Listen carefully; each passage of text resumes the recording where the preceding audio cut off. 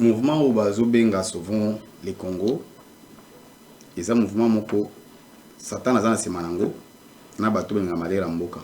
Ennemi na programme na izali mouvement na sauvons les Congo et contaminé ba province nyonso etikali. Kolo ebisinga même bato bazali ba patriote ou ba comploter contre mboka nzambe na lola ako banda ko frapper bango di maji notre. Et puis kolo ako tchao bengaka nettoyage ako nettoyer bato nyonso mabe même na armée même na la police même na église il y a même des pasteurs qui vont mourir à cause ya ko trahir mboka. Congo est connu presque vers la délivrance nango pour être et développer ndenge a promettre depuis toujours depuis bilako apesa na basolo baleka basimo kimbangu et les autres gouvernement au ekosala remaniement ngolo ya bakocha ministre musu premier ministre mususu et puis na bandomona ba ministre musuku bota na kati ya sika.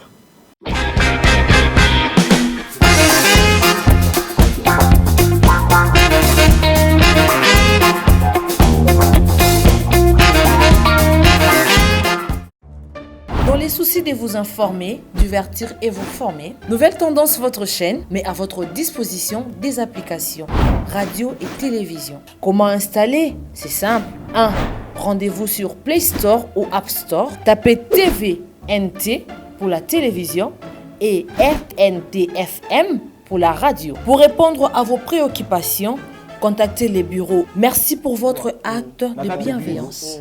C'est compliqué, en fait, Abraham... Vérité et réalité, votre magazine, mesdames et messieurs, vous nous suivez sur Nouvelle Tendance Télévision, culture d'excellence au rendez-vous. Comme vous savez, aujourd'hui nous sommes le lundi 29 décembre, donc enfin déjà, après-demain, on dira au revoir à cette année 2025, afin de dire bienvenue à cette nouvelle année, bien sûr, l'année 2020, ainsi c'est certainement.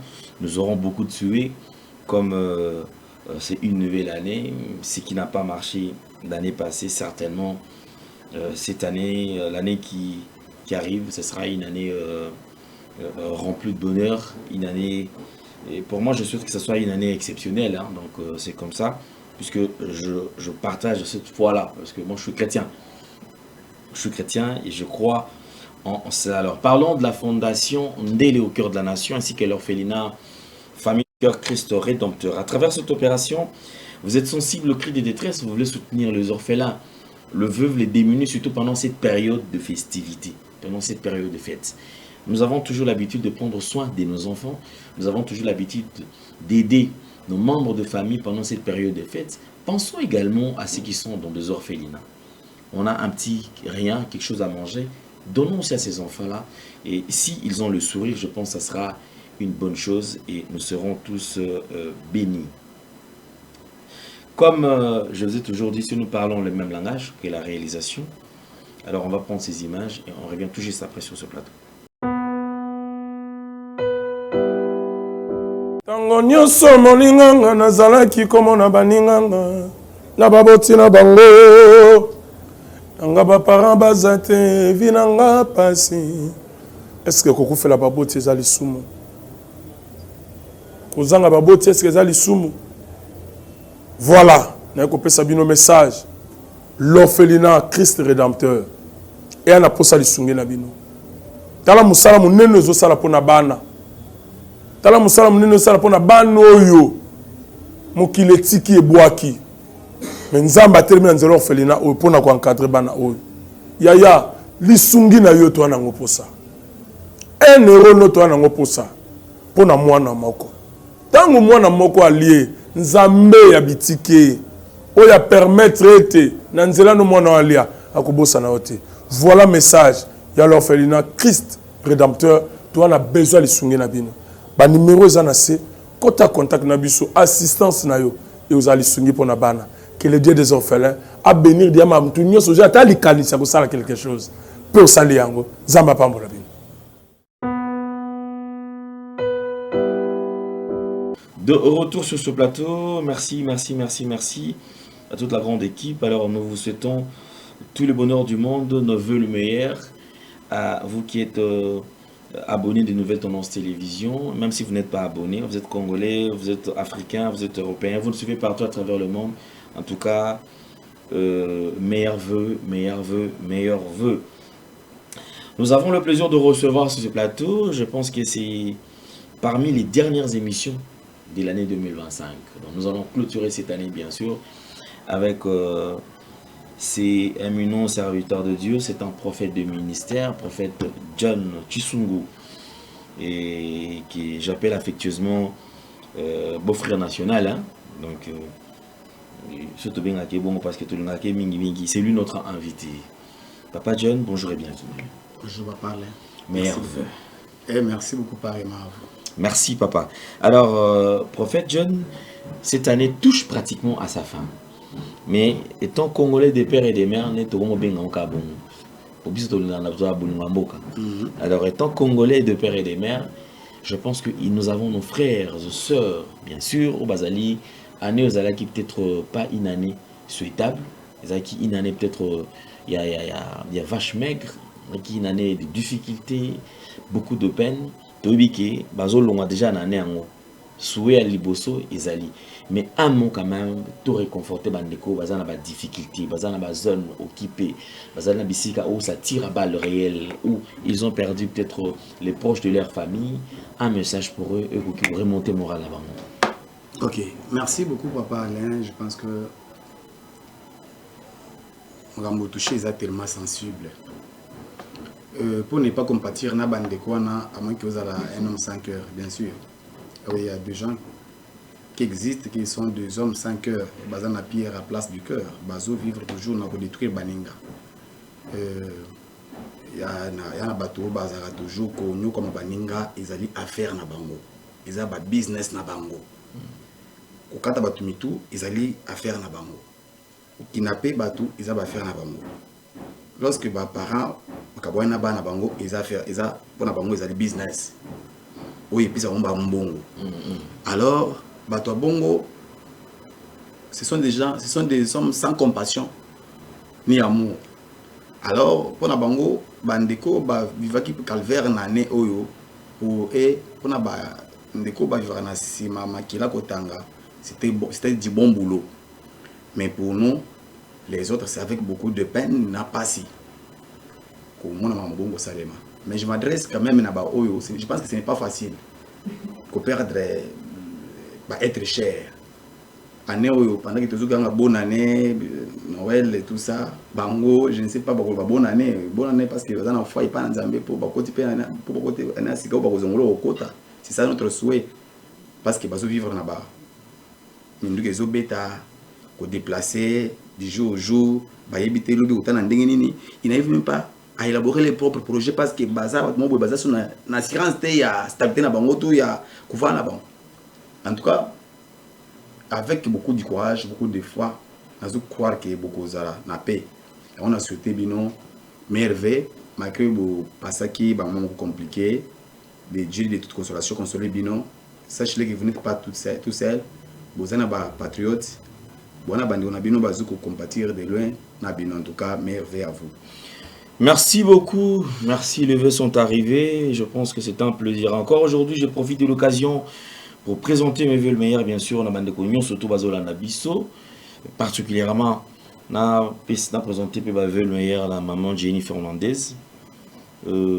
Andimi quand même, qu'on disposait de temps. Papa Aya quand même l'invitation à Nouvelle Tendance Télévision. Ils allaient et Sengo Mingi. Surtout partout à travers le monde. Prophète, parlons d'abord parce que de temps à autre, vous allez au Bétaming, les solos, vous avez cité sur les Congo. Quand est-ce que vous avez reçu le message sur les Congo? Est-ce que ça déjà que au Colino, Nangoka, Kati, aux yeux appel, Yuzaka, Namakambetali, Congo? Il y a eu un temps, on a mis un fardeau à nos sentiments qui nous a commis un fardeau mini dans le Congo. Merci papa Alain. Question est bien. Donc mon combat Congo, d'ailleurs en tant que Congolais, du père et de la mère, 100% Congolais.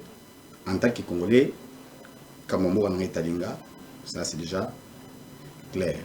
Mais par rapport à la mission prophétique, spirituelle sur le pays, et si je me souviens bien, c'est à partir fin à 2010. Ok, fin 2010. Oui. Bita biso les aki negeni, les aki na ngomba, au fandi noka na ndaku, ne appel wana charge wana fardo wana yaki negeni tango yoki des messages na zupe na as comme ça bazo bitela nga c'était pour que na natala mambo etali mboka. Et là, 2010, le 31 et le 30 juin 2010. Tant que fait qui cinquantenaire. Ok. Oui, ça a commencé par là. Je me souviens, à Bandole, à côté à Stade des Martyrs. Tant que nous étions Stade des Martyrs,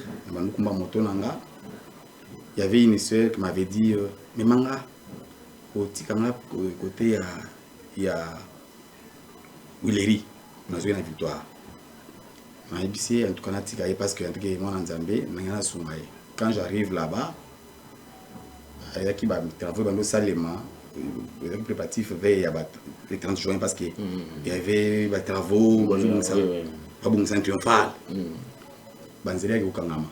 Na kota ki, banzela mon couple na Willery, bakanga ki nzela pour faire des travaux. La fille là va me dire que oh moni na liboso martyr moi presque ça la siko arena. Et qui moi ndo mwa muke we ba japonais. O bandi ko vendre la place on est en place. On zo ndiba bandi ba la place. Oui, il y avait un siège ba kuluna ba to ba boto la tubilo ko mingi. Ah oui. Tout a commencé par là. Na mawana yaki fait ba 21h à 22h. Na mawana ki tika zo ande yaki na ba mbele kuna. Quand j'arrive là-bas, on va pas te melinga ebele. Yo na moi c'est ambition habité, na ko tika e awa. Parce que abi so ba no ba vendre. Je ne savais que non. Quand il y avait des criminels, moi, c'est habité Botikaye avec Baba Mbata. Mbata. Abio, ils ont défendu. Alors, Bakanginga. Donc, ils ont dit que martyr, il y avait des policiers qui martyr. Donc, ils ont mouvement suspect. Qu'est-ce qui se passe dans l'habité? Comment on s'est bandé? On est habité. On a des assurances. Donc, on a commencé à habiter. Botikaye. On est basé là. On a des martyrs. On s'est sécurisé après. Ba maîtriser ba criminel wana batiki ba bakei après on va botika na weekend babi omoni place wana il y a deux bandits ba za place wana en tout cas causer suba et ta livre wana kan bi na ba kité kata on a biminde mo on kolo bandi oui omoni place na place ba martyr ça de martyr omoni lo kotani na donc on sunga bato mo bimilio Congo ils allaient payer mon cousin hospitalité ndenge ngi sala bolam nde bolamu nango ezoko créer un problème monde tout ça commence par là ndé oh Seigneur n'a qu'un intéressé dans l'église j'ai travaillé à mon église et puis j'ai parlé d'intercession et puis on a un message de prophétie l'intercession dans mon église locale avant d'aller à la école lelo indépendant tout a commencé par là tango sikoyo nazonginda ko ndekolo bien en tout cas fubanda ko sambela pona tiena ya mboka ndina mataki ngomba ndenkola bisko fuba ngotame pona tina mboka parce que mboka c'est un pays hospitalier mais en retour bazoli compenser na mabe. OK. On dit pour mettre qui na signé à travers toi. OK. Mais alors, vous avez reçu déjà ce message révélation na pona Magambetali RDC. Alors depuis Obandiko comme Mokumba Oyo, vous allez recevoir plusieurs messages en ce qui concerne la nation parce que c'est vrai que les messages sont annoncés sur Facebook et tout comme ça. Et mingi batwa kata misupe eza les sous-sauter. Mais est-ce que vous allez fier ya koyeba qu'effectivement nous allons ko loba nanzela na yo Magambetali RDC na tango zota la RDC lelo ne zo évoluer. Ozo mi lobela nini? RDC bazo ka mongongo na Nzambe. To jusque là RDC Marambe belé zo salama bazo zanga ko ka mongongo na Nzambe. Eh papa là question on répond en dévolé. Pendant on a vu mon combat d'abord Congo Zamboka na Nzambe basi relever ba les cas pendant papa Simon qui m'a les autres. Mais la génération ya biso chaque génération a ba réalité nango. Par rapport à Biska RDC outil musika et outil na époque coloniale et tout comme na indépendance, tout la démocratie et tout ça. Mais par rapport à la question Toninga, ce qui pendant nazoba message, oui bien sûr na intelligence qui Facebook pour nous couper ce message, continuer ba vidéo, marquer meta et effacer bani mususu et consort, mais il y a des témoins au bazangolo ya comment na ba publication na consort. Et par rapport à Tony ce qui RDC bazoka mo nzambe to bazoka mo nzambe te bananya ba mo nzambe te bananya po bika ba bazoka to bazoka mo nzambe bananya tout ça intéressant bango bazoka mais message mingi ceux qui ont concerné RDC c'est que zali kotala mingi ba les autorités ba konzi parce que sengeli bango des okamba mboka OK ba message oyo zwa ka mingi ils ont ça le ndengini parce qu'il y a des moments comme ça aux messages au lundi mais à un moment donné au lokem sur canal par lesquels ou atteindre ba autorité pour message ne comment au bundi au comité mais tant que moni que eloko nga na mona ka nzamba lobela ngango mais kozanga canal par lequel il y a comme ce message oyo tala eloko na moni jamboka nanga e bandi ko vivre ko subir makambo oyo je me dis jusqu'à la temps aux makambo na zo salama aux mona sko makambo ki nga na mona déjà eloko Dieu m'avait déjà prévenu mais na lobaka ngo mais peut-être bazoka ngo sérieux ou bien message comment quitter lelo na moni mboka nga comme ko subir et le contraire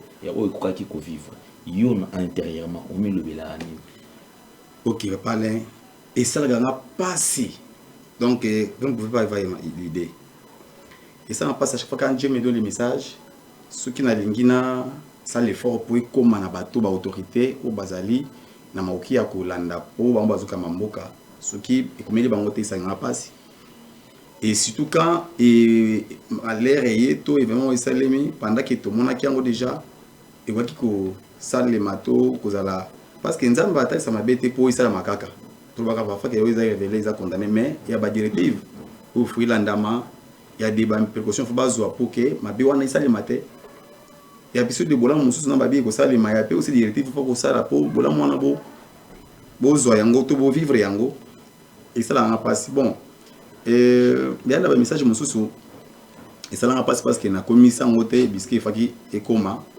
mais mususu et ça là passe parce que na sale effort pour na komisa yango mais batongo muso koma basayela te mususu ba komisa ngote pa bato fo ba komisa ngo parce qu'il faut koma na destination ngo finale ou prise de décision ezalaka mais tant que bato wana ba fa ba promesse ba komisa ngo pa bato baza ba décider ba komisa ngote et puis ba évidemment ils sont malheureux papa Alain et ça va pas se cause idée ça fait tellement mal.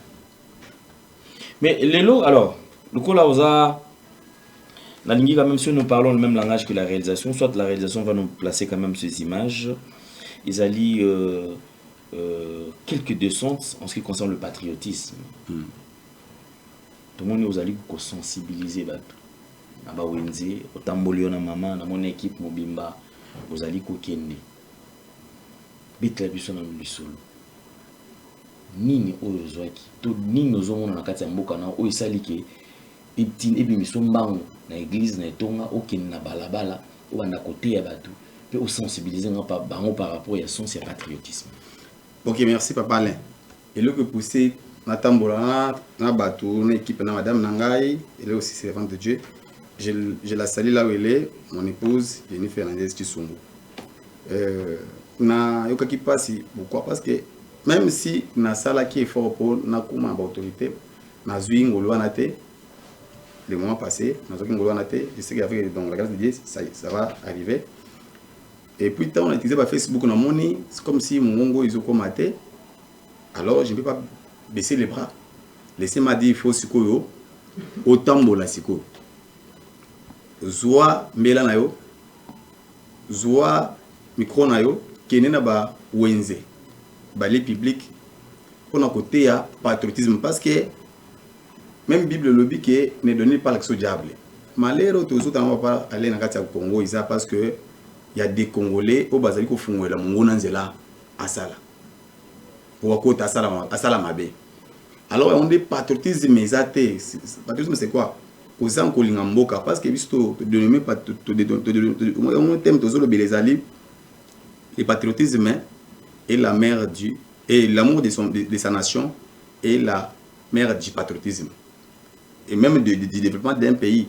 Ce qui pays batolimbo na bangote mboka wana iko développer te mboka wana iko zala kaka mboka moko bongo na bongo pe parfois iko zala mboka moko esclave baninga mususu mais lorsque mboka wana ezali aimé batu baza ba patriote solo et ça là que mboka wana ezala siko et développer pe ezala stable.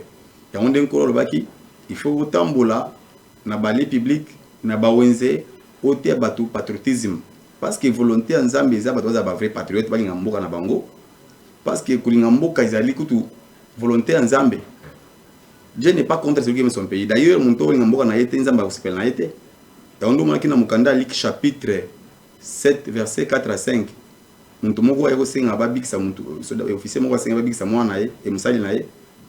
Kolo abina ko na kena na zonga na kosala ngo ba insita bete nkolo fubikisa yazo mériter loko wana ba osenga parce que alingaka nation na biso pe à construire biso synagogue.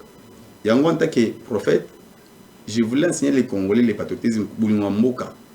Na yebiso on peut kutu boye. Muntu alingi mboka na yete akokota paradis te. Akokota pelo la te. J'assume mes propos, ça c'est ce que le Seigneur m'a révélé. Parce que ceux qui osent lingi mboka na yote biskan nzamba tcheyo. Comment osons nous au paradis? Qu'est-ce qui prouve que nous dans le paradis vous allez fidèle dans le paradis? Parce que c'est lui qui t'a établi sur la terre. C'est la même personne, c'est même Dieu ou à se promettre au paradis. Mais mboko wa tcheo nanu ozo linga ngote. Ozo trahir mboka na yo. Ozo comploter contre bandeko na yo. Ote ka mboka na yo. Qu'est-ce qui prouve que dans l'eau vous allez logique? Vous êtes toujours rebelle. Donc ne pas aimer son pays, ce n'est pas être reconnaissant envers Dieu.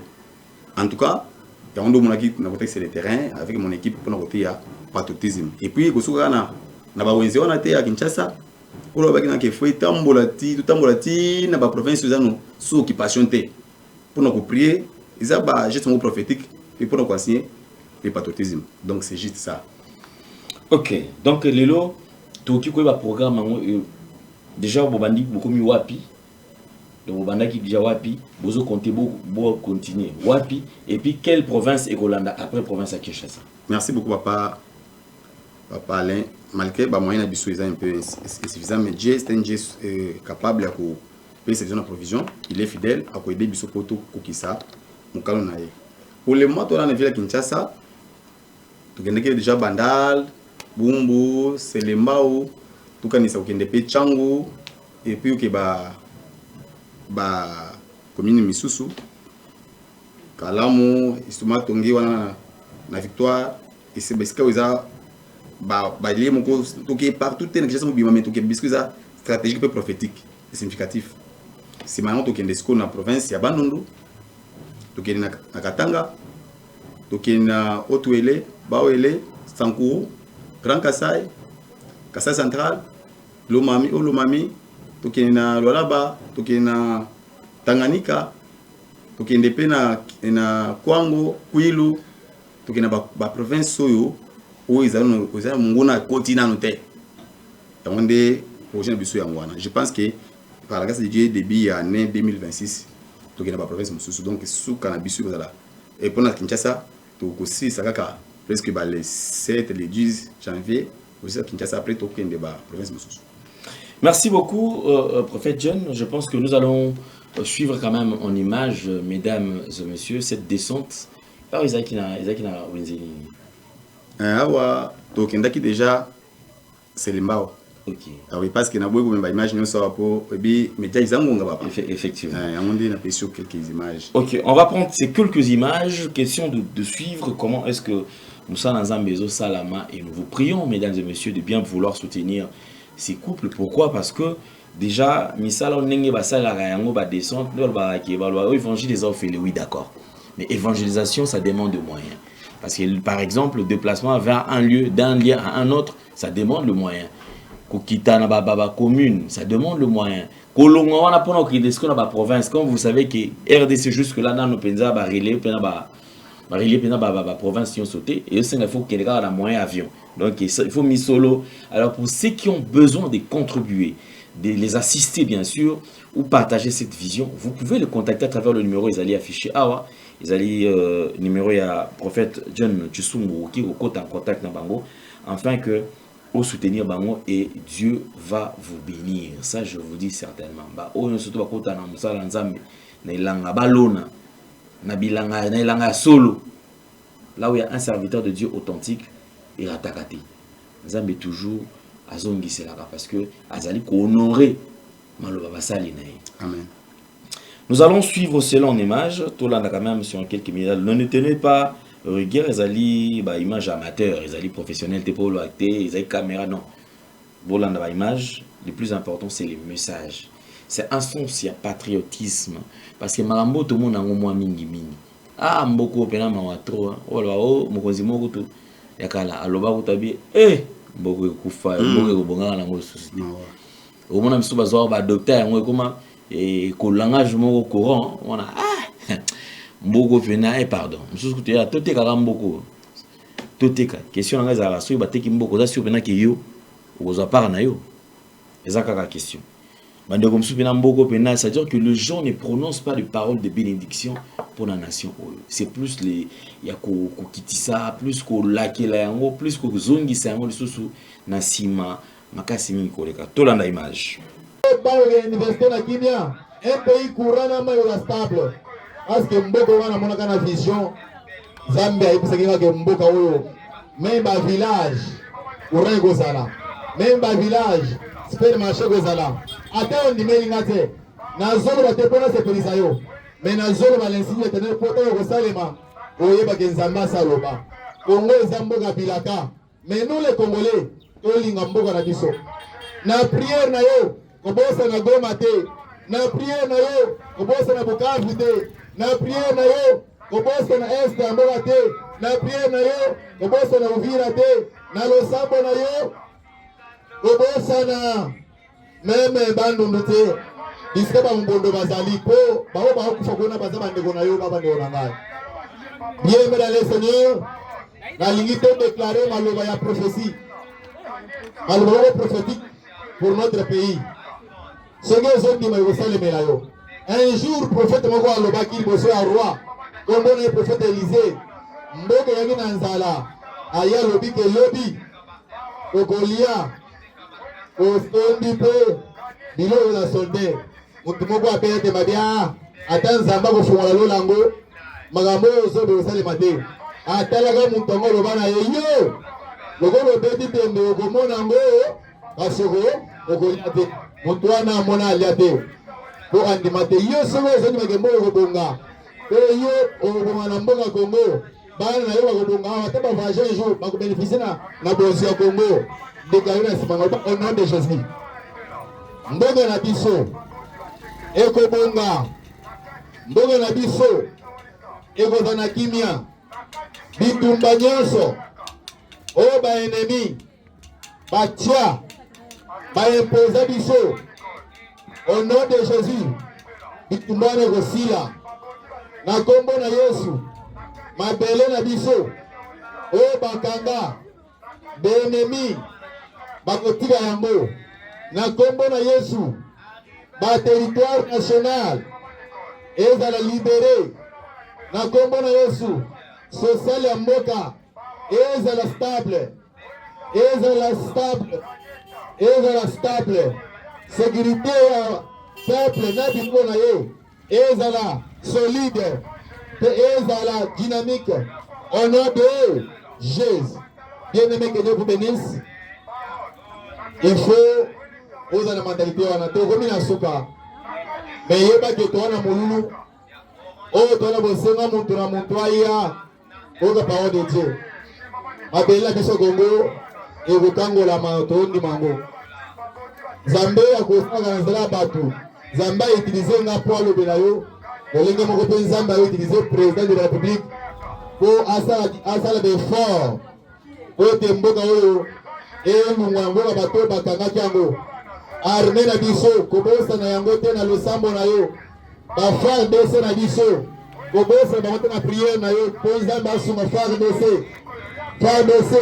asala d'exploit kobosa na te police na biso bazala capable ya kobatela bato na biloko na bango kobosa na te ANR na biso bazala capable banguna kobosa na te DGM na biso aza capable de revenir sur la frontière na biso mboka Congo partout tous les cadres de la Congo la protéger et la bonne prière na yo mokonzi mboka plan nyonso bakosalela yo ezala 1100 degrés président Félix Tshisekedi Tshilombo Nzambe abatela émission Nzambe apesi ye akokisa yango ekokokisama Congo oyo alobi ekoloka ya lelo mais ebandi déjà oyo tozona na bagere wana eza kwa douleur ya affrontement eza ka douleur so mwasa linga bota ayo ka pasi simala ngwa bota sepeli aseki endi mwana ye gere wana ekomi na soka ezosila nana kozamboko te agama kozamboko te benemi nyonso ya mboka Kongo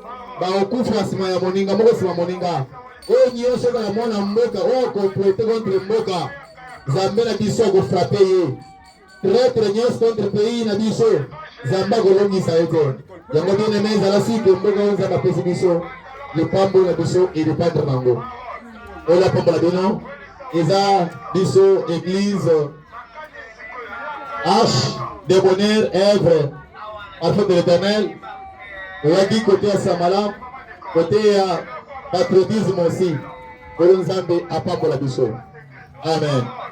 Goma bagana ba Uvira bagana ba Bukavu ba Est en général ba rebelle wana balungwa parce que mboka soza en guerre moyen kozala na kimi eza te moto kolingela mboka na yo kozala moko aza te kolinga mboka ezali moko ya volonté ya Nzambe parce que mboka oyo Nzambe apesi yo soki olingi yango te okolinga paradis te po paradis na okota yango te lola na okota yango te yango tosengi na yo ozala mpe na esprit ya patriotisme oprie mpo na mboka enfin ke mboka eza na kimia nde okoteka malamu ndenge okosambela malamu nde bana na biso okende kelasi malamu bakozonga malamu likambo mboka Kongo mpe etali yo yango nde emoni totie na tombe na biso linga mboka na yo ndenge Yesu Masiya mpe alingaka yo bien aimé Nzambe asali biso baaméricain te asali biso baeuropéen te bakongolais so tolingi mboka na biso te moto akolinga mboka oyo aza te koleka biso yango bien aimé il faut toza na esprit ya patriotisme c'est-à-dire que mboka na yo il faut tia na losambo kolinga mboka eza mpe kolinga bolingo moninga na mutu l'amour du prochain ezali mpe moko likambo Nzambe azolinga toza nango soki olingi prochain na yo c'est-à-dire olingi mboka parce que mboka ezala nde bato soki mboka eza na bato te wana eza désert wana eza zamba bolingo ya mboka eza bolingo ya moninga no moto oyo eza na ye pembeni Congolais il faut toprie mpo na mboka na biso tokota 2026 mais tosote ke bandeko baza mpe na este ya mboka bazala mpe na kimia mpo baza bandeko na biso mpo baza na babukavu mpo baza bauvira mpo baza na banord kivu sud kivu bazala mpe na kimia parce que kimia na bango eza mpe ya biso yo moto oyo ekanisaka ke soki mboka ekwei yo oza na esengo te parce que mboka na biso eza mboka bato oyo batikala biso eza mpe mboka oyo tokotikala bana na biso mpe bana ya bana na biso un jour ata oza so na bongo ete ekozala malamu te moto moko boyo atikala kokanga mwana yo komisa ye mowumbu yango tofu toprie mpo na mboka na biso toprie mpo na bakonzi ya mboka na biso po un jour babongisa so babonga question aza politicien non moi je suis prophète toute autorité vient de Dieu mosakoli asambelaka mpo na kimi ya mboka na ye un vrai chrétien akolinga kimi ya mboka na ye oyo ntango kulu na bundaka yawa okimaka na ndako mbangu c'est-à-dire que soki rebele ayawa ayero okima koleka po osala Nzambe ezaki RDC na kimia yango bien aimé tokodeklare sikoyo maloba ya malamu mpo na RD Congo yo so okanisi ke okobonga na mboka otenga na ndiri okobonga na mboka oyo obongo okobonga na mboka awa nde kosungoka ata okei libanda mboka okei na anginité okei na valeur lelo nde fere oteli bakanga yango yo moto oyo yango epoto bakangi yango osala nini bandeko yo soki obonga na poto me mboka na moko bipai Nzambe atie baolo atie bamabanga talo yango bien aimé le Seigneur m'a dit nayebi so oza na esprit ya patriotisme tolinga mboka na biso toza na l'amour du prochain ndeko aza na gauche na yo okwakele maladi te moto aoteka na droite na yo okele zuwa te mpo atekaka baklia baza ebele na bokele maladi bokele pese nde bozomona bato ebele baza bamanyi na banzoto babwakela bango mpe bajalou bato bakota bandako bazo bambasu babwaki oyo mpe bajalou yango bien aimé ya koza nini ya kozala bolingo yango bien aimé na le Seigneur bisika oyo ezalaka il faut obondela mpo na mboka obosana mpe te kobondela mpo na mokonzi ya mboka na biso président de la République aza moto nzambe apesa na Congo lokola missionnaire ezake no mboka oyo etikala kozala mboka ya baétranger anoke un jour akoleka mais mission na yo un jour mboka oyo ezala mboka moko oyo bazopesa ngo respect dans le monde entier. Nazoyebi que malgré potopoto oyo ezomona liboso ya balabala na biso balabala na bino un jour ozali te naza na soni te ni na somo koloba e Congo ezobonga Congo ekobonga soki ozomona motu moko alobi ke eteka mboko etobola mbongo akosi Congo ekobonga nayeba motu moko aloba mboko ekobonga susu te po amonaka libulu alobaki mboka oyo ekobonga susu te me libulu wana ya susu te bakunda yango tadi ke mboko ishe ekobonga linga mboka Congo eza mboko nzambe apesa biso linga mboka Congo linga moninga na yo aza na droite oyo aza na gauche na yo et surtout na prière na yo obosana te kopriere mpona mokonzi ya mboka mpona nini eza ye nzambe atie wana mpo alongola mboka oyo na mboka benemi un jour mboka oyo ekoma un pays digne, un pays valeureux, un pays. Merci beaucoup, nous avons suivi ces images. Alors je pense que Papa John, message Maramna Lobia aux Amabiti, quand même bateau à Kuki aux Ala pour accompagner Vision sur Bazali. Bazali, bienvenue. Papa, allez en tout cas au lobby Mabete. J'en profite de l'occasion pour nous dire que Bandeko. Nous avons profité de Kolobango officiellement na bateau Bazali, ba patriotes Bolingi Mboka. Au Bozaba na Nzambe ya solo. Que soit église au Sambela, que soit na Nzambe au Lingi Congo, on va m'aboyer on va soutenir. Il y a tout le capot s'enrichir, tout le capot, tout ça la volonté en Nzambe pour na kimi à peuple congolais. Alors mon tour nous se passe la même idée na biso pour accompagner biso na Katali Kamboyaka. Tout qui ensemble, tout créer un mouvement ya patriotisme et là ta jeunesse congolaise. Ba maman ya Congo, ba papa Congo, ba papa ya Congo, ba yeba message ya patriotisme parce que ceux qui yango ils vendent sami kati na biso, même na armée na biso, même na police nationale, même na kati ba service de renseignement, ceux qui esprit ya patriotisme ezali mboka weza passe au moment na côté la biso. Na boye, ata so ko ya boté physiquement, ceux qui ont contribuer pe na makoki na yo financièrement, vous allez bienvenue, nzamba ozante ko pambola yo. En tout cas, nzamba pambola batu ba ngaka nation. Kendo tanga wana mukanda ya Luc chapitre 7 verset 4 à 5. Nzamba ko akobiki sa yo akopambola yo pe famille na yo à cause de contribuer pour natina ya musalo ya connaître pe kime ya mboka. Donc c'est ça. Vraiment Bazali le bienvenu. Merci beaucoup Bazali le bienvenu. Alors je voudrais passer à un moment très spécial parce que nous courons derrière les temps. Alors le moment spécial Zali moment nini. Je voudrais quand même sur Ozali prophètes. 2025 est là et ça touche à sa fin. Tout côté en 2026. Je voudrais quand même toper sa occasion il y a qu'on libérer quand même certains messages. Vous allez commenter na motema de temps à autre pour la nation, pour les Congolais, pour les bandés comme ce voire même les autorités. C'est une occasion à limiter autour à terme. Makambo ezali mais moni bobo mikaka botika mona mais écouffer la bino na katia motema. Tout bénéficier dans grâce au parce que toujours clôturer année 2025. À vous la parole, Papa John, en ce qui concerne les différents messages. Oh, nous surtout nous avons na kenza mazali ko pesa. Tout ce qu'on écoute étika en 2025 tout libérer en kaka pour osala pe quand même libre. Fardona et longo. Merci na kolobake message oyo nzamba pesi ngai yango. Pona Congo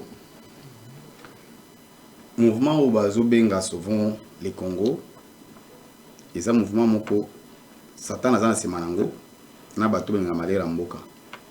Surtout otambola ba province nous autorité ya patriotisme ezaka te pototé ba politiciens non sont des politiciens to ba sali nzambe ba na nzambe pe ba kongola ngimboka. Kolo ba ngana kena tambola bongo c'est un geste prophétique côté patriotisme côté kodikaya maloba ile pamboli pona mboka na ba province on est touché na mpepe wana ya agression na ya ba obazo ko kamboka en otage ko ba bifoto kende ko sambela ba mboka wana ba province wana ko dubila pesi patriotisme ezalo ko la ka geste au Moïse asalaki kolo ya mer rouge sima yango mer rouge kaboni nzambe binya ko sana sima ya descente na biso pe ba tournon na biso mais par rapport au message na olobake nzambe alobi na ngana loba na bino. Et puis je m'adresse aux autorités. Ba douleur d'enfantement quand ndenge ya na mwasi nde tozona pe ba guerre wana na ba est ba nini. Et comme presque pene ya ko sila. Ba territoire ezali sous l'occupation. Bangona ba kotika yango. De Uvira ti na Bunangana. Kasi ennemi na programme na ezali mouvement na souvent le Congo et contaminé ba province nyonso etikali. À part où tout le monde a parti ezali côté eza sous l'occupation ya mongona bana bosenga mouvement na elata na kati ya ba province misusu na ezali déjà na influence wana teza ko ça impact bien sûr que ba élément ba germe nango komo kende ba semence komo kota kuna mais on bande impact te laissez m'a dit bato ba kolonga te mais faut prier pour bato na balonga te Congo ezolunga na kati ya Buumbu oyo bangona ya Congo ba cheli biso bato bananga na bato nyonso baza ba rebelle bako tika mboka ba okende mais kolo ebisinga même bato bazali ba patriote ou ba comploter contre mboka nzambe na lola ako banda ko frapper bango di maji notre et puis nkolo ako tchao bengaka nettoyage ako nettoyer bato nyonso mabe même na armée même na la police même na ba église il y a même des pasteurs qui vont mourir à cause ya ko trahir mboka il y a même des gens des hommes politiques qui vont mourir donc nzambe mungo s'occuper nango pona ko délivrer mboka o. Mais ce que Dieu nous demande, c'est que tous allons bouliner mboka et tout prier pour la tina mboka. Congo est connu presque vers la délivrance nango pour et développer nzambe à promettre depuis toujours depuis bilako appelé ça na basolo baleka basimo kimbangu et les autres. Et puis gouvernement au et que ça la remaniement ngolo roya bakocha ministre mususu premier ministre mususu et puis nous on a ba ministre Soukouata na kati Yasika. Les siens vont faire un effort que non acha bato asika. Nettoyage kozala. Pas seulement que o nzamba kozumili na bango po bazo tailler mboka. Mais musu ba kozala ba kolongwa na kati ya ba siège ya institution biska ba kati ya ba pris des décisions ba kozali suspect. C'est ce que les siens m'a dit. Kolo abibo dans le message à moyen que tout linga mboka, tout pris pour na mboka. C'est ça ce qui va faire en sorte que mboka est dans délivrer. Ok, merci beaucoup. Je pense que c'était un dernier point que nous avons abordé avec le prophète John Chisungu. Comme je vous ai toujours dit, Tokomina année, Tokomina Souka ya année. Nous prions à ce que année Zali Kobanda et Zala année Mususu au Nzambe à continuer sur visiter Bandiko Basali nae surtout Bananae afin que Makamuso et Zala Malamu Mingi Koleka. Je pense qu'on va se séparer, Papa John. Mais avant de se séparer, quelque chose à communiquer là-bas en Nzambe. Le 31, vous avez un programme, tout pas programme, mais oui. Année activités, vous tirez de l'activité, toute activité continue. Oui, année activité nango. Je pense que na photo, affiche na tina ko na ni. Ils allaient qui déjà presque aussi le 31 décembre avec réveillon. Message ils allaient intitulé Telema Obunda o Uzabiskana yo. Uzabiskana yo biskana biso territoire na biso. Tu vois qu'il pas seulement territoire national où ils abongo ba territoire ils allaient sous l'occupation. Territoire na biso ils amakambo malamu nyonso na ba bongisi po na biso. Telema pe po bundela mboka na yo bundela étoile na yo bundela pe bokoti na yo na 2026. Et on te benga ki yango relever les défis et récupérer les territoires. Donc, ah oui, sous-thème Mizalaki, l'amour du pays et la mère du patriotisme. Donc, on dit que réveillons notre incité si on prier pour Namboka. Nous voulons que l'année 2026, ils aient la bonne nouvelle, occupant le territoire national, Lungwa, pour être Kimizonga, c'est l'ensemble de notre pays. Le prophète John, dernièrement, je pense que Olobagi tant on Nzamba comme qu'on nettoie. C'est-à-dire très très belé bakobima même ba généreux belé sous bakokangama sous belé ko bakokangama tout ce que loana to mais sous souper sous bakokangama te papa bakokangama bakokangama belé nettoyage wana ekosala mais mon président Félix Nazabongo les gens ne savent pas lire les temps, c'est signe des temps. C'est un phénomène, en réalité ce n'est pas lui qui dirige le pays. C'est le Seigneur qui dirige le pays à travers lui. Alors j'aimerais dire, Nabatoyo, Bazali, traître, pour compléter entre Mboka, na Sengi Nabino, il est temps au lit, il y a Moussala qui traite, dénoncer le mal. Si vous continuez à comploter, au contraire, c'est vous qui vous perdre. Parce que le Seigneur a épargné Binoté. On ne va pas aller avant vous. Donc, j'ai dit même au sein de l'église, même je dis bien, les généraux, les officiers, les subalternes, les civils, même les hommes de l'église vont être arrêtés parce que vous avez pour chasse aux sorcières, non. Il y aura des preuves que nous, ils allaient dans la complicité avec l'ennemi. Alors, Nzambe a commis un temps où il y a kubimisa bamabe, batumabe kosa nettoyage komisko kolongola badlo mabe kosa semence mala. Ya monde kolo nzamba bolingwa PCP grâce à suka na bato bazali déjà na kati ya mabe ba dénoncer, ba se repentir. Ba penser que déjà ko mo boy tout ça toujours ça boyer. Alors yaka o ba kete tala ba société nga boy en tout cas ngai ngana boy na makam. O dénoncer là vous a délivré parce que les sumo tout beli et asuna beaucoup consisté. Mais ceux qui ba kangi mitema ba ko échapper. Papa len na ebiso ba ko échapper. Si tous les plans, même dans le parlement, même dans le gouvernement, même dans l'armée, même dans le service de sécurité, on a DGM, ANR, DEMIAP, il y a des temps pour tant ils ont OK. Ba image na tambo na ngeze belé au mona ki tozo lobela sur patriotisme be tozo sambela pona donc nzambe alobi asa nettoyage sur même na ba DGM pour ya malamu ba lubatika la ya mabe balungwa na ANR nzamba ko nettoyer ba to mabe balungwa ya mabe batikala na armée kolo kolongola bato mabe mais bato ba discernement te ba okanisa ba fa e comme nini yango e comme théâtre chacun a sa interprétation mais nous disons que c'est Dieu, c'est l'œuvre de Dieu. Okay. Merci beaucoup papa, je pense que nous allons nous séparer par ici. Pour ceux qui ont eu l'occasion de nous suivre, nous avons reçu pour vous le prophète John Chisungu qui n'est plus à présenter. Alors c'est avec lui que nous avons clôturé l'année 2025.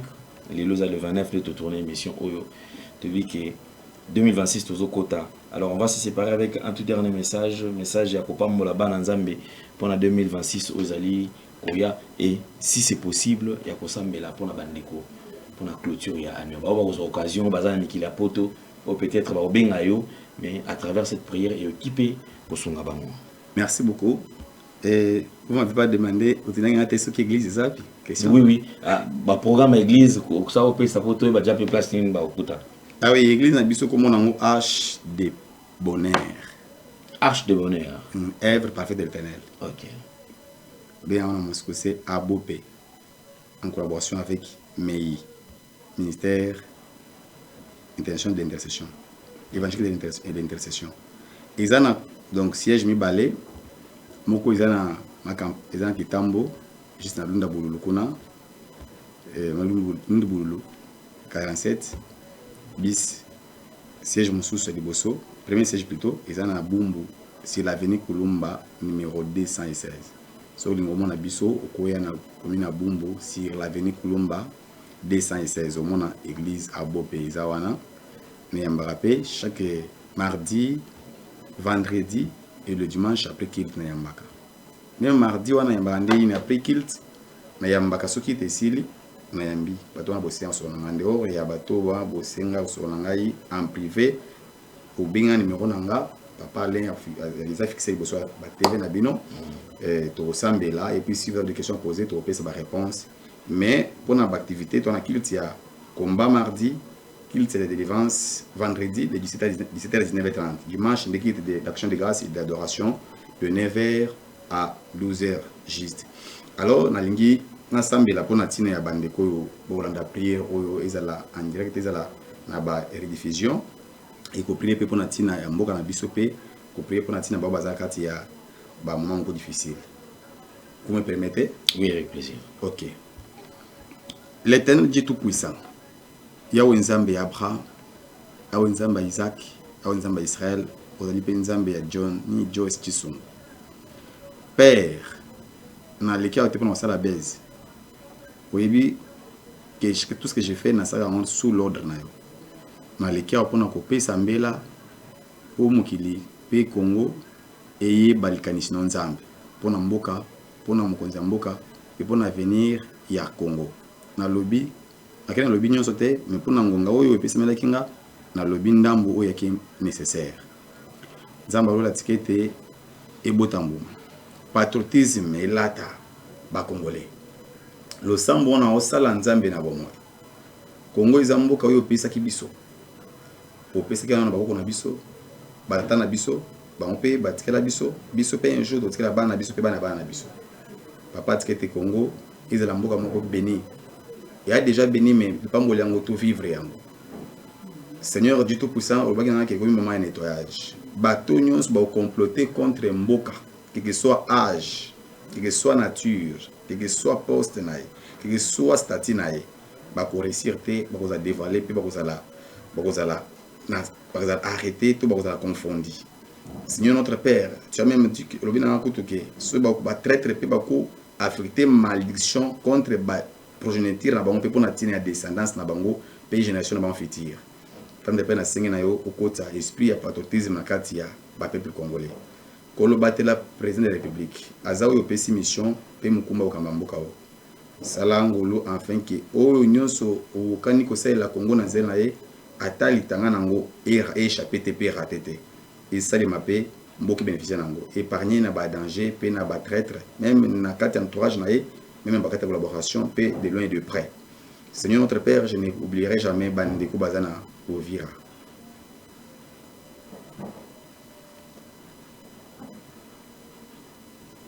Seigneur Goma, Seigneur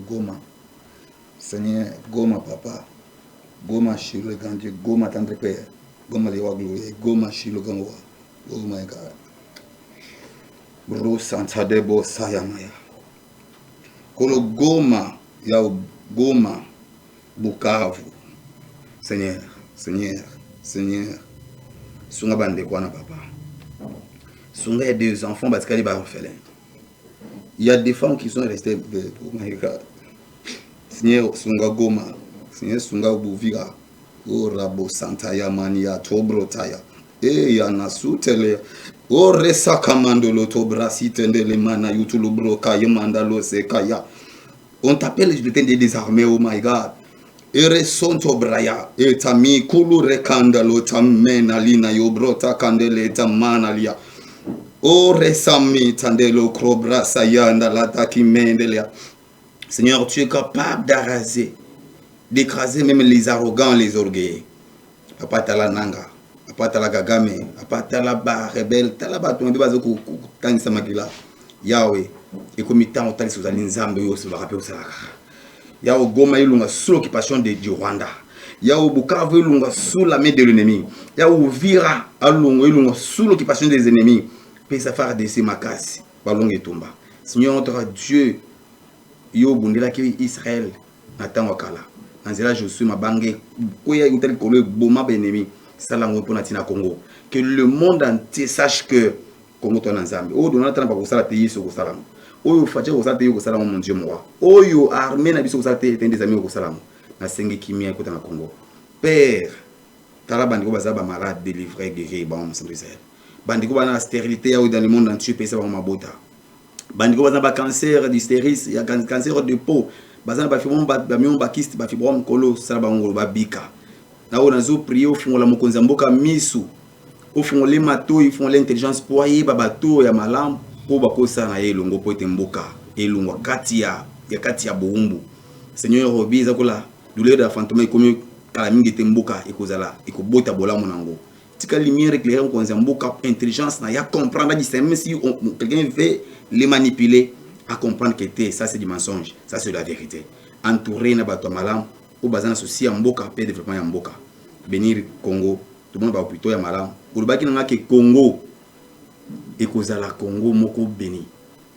Pas seulement en matière première, même ba infrastructure, même ba hôpitaux, ba école. J'ai voyé même dans des villages Maïkokota. J'ai voyé même dans de petits coins à Congo, ba supermarché bando mona Congo civilisé, Congo développé bando mona fulute. Je voyais même bateau pour boire kata poso bitabazo ka somme azuka soni ko boire Congo propre. Papa, je voyais même les supermarchés partout là-bas. Je voyais même bateau dans ba village besoin de square qui Kinshasa parce que partout babano zo nyonso dans Kinshasa. Kolo tikete Congo la c'est na kati ya vision et ça les marandi ngotabisa kingai. Bénir ba diaspora. Bénir ba congolais bazana kati ya mboka na biso. Délivrer le Congo et la paix au Congo et dans l'Afrique centrale et partout dans le monde. La communauté mission s'arrête. Amen. Amen. Merci, merci, merci beaucoup. Je pense que nous allons passer à autre chose. C'est l'année 2026. Alors, meilleurs vœux, mesdames et messieurs. Un grand merci. Alors, comme je vous ai toujours dit, le numéro qui est affiché là, c'est le numéro de papa John Just Chisungu. Alors, au Kiko Bengae pour l'orientation, encadrement spirituel, à Koeba, Nako orienté you. Merci beaucoup, merci à Gédéon, merci à Corneille, merci à Jordan. On se retrouve prochainement. Portez-vous bien. Bye bye. Au revoir. Merci Banakin, Bana monde entier. Merci bien-être. Sougala café, logo na mêlé logo mais logo ezamabe. Il y a bien pour na panne technique mais ko sale la on ndenge mabe te sale la ngo pona mama. A célibataire to lingi bino ate. So maka boma mokolo bala. Pourtant mzo ba produire ngo soute. Merci bien-être yango yo. Lukango benga ndeko nanga alendele ye mutu ayebi esika ko fournir yo autant que tu veux $35 eze belé na kati. Sobo melika moko de jour bien. Mais hémorroïdes banini tout ça. Bilialia, vanda musala banini et réparer au système ya break et réparer au fonctionnement ya break de break donc et son fonctionnement ya bien. To comme ba congolais toujours gagner ba match. On va défaite, pas technique en plein match, c'est pas bon. Zongela et local. Ngana c'est éviter de dire surtout ba pasteur, boningo mela boyawa. Bobenga pena alendele na numéro na ye pour bobenga pour bozo loko. C'est important. Traitement poison anti-poison yango yo. Ne ba mususu meli yango avant kende obima o melango. Ça des jours atabati le loko. Moi cuire mon corps c'est bon. Oyope anti-poison. Donc ce ko ata izana kati et longolango. Alendele mikolo somme. Nabité mindela ngo ba pese biloko ba udia. Po biloko ngo bendeza ya solo mikolo bachaka poison à toi famille te à tous problème na mututé jalousie car do ba produit ngwana ya anti-poison oyope anti-poison. Donc benga alendele à partir na ye ayibindeni oya ozwango. Nzambe na nga pambola bino mi batela mboke komi bien te bato bakomi na jalousie oyo tozo comprendre de souté bana mike bazo kufa mikolo bazo kufa baotiana bana bébé ba poisson. Donc toujours zala nanti na ndenga na nga ndako c'est bon. Que Dieu vous bénisse.